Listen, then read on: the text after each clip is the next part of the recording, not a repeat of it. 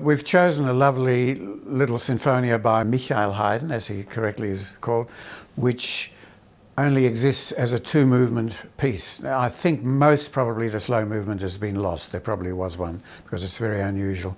Now, Michael Haydn is the younger and lesser-known brother of Joseph Haydn. Joseph Haydn, of course, a very famous 18th century composer.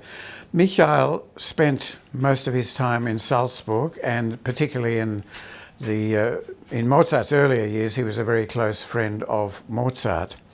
His music is not very much known or played, partly because he's so much overshadowed by his very famous older brother, but nevertheless it's very attractive. He's particularly still well known in Salzburg, and played for his very fine church music, which Joseph Haydn also admired and said he thought was probably better than his own. Now, two reasons why we're playing it. One is that it uses the full orchestra, and we've had to engage a full orchestra because of the unusual Mozart concerto that we're playing.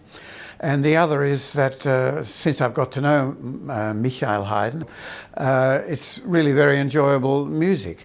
And he was a friend of Mozart, and in fact there's a famous case which shows how fine his music is and how close he was to Mozart. It was known as Symphony Number 37 by Mozart, and it turns out to be a symphony by Michael Haydn, where Mozart had wanted to put it on a concert and simply wrote an introductory movement, an adagio. So they had the manuscript with Mozart's handwriting and his signature. Oh, well, must be a symphony by Mozart. And only fairly recently they discovered it was in fact by Michael Haydn. So it's no longer listed in the catalogues even as Symphony Number 37, because it's not. It's a Michael Haydn symphony with a little introduction by Mozart.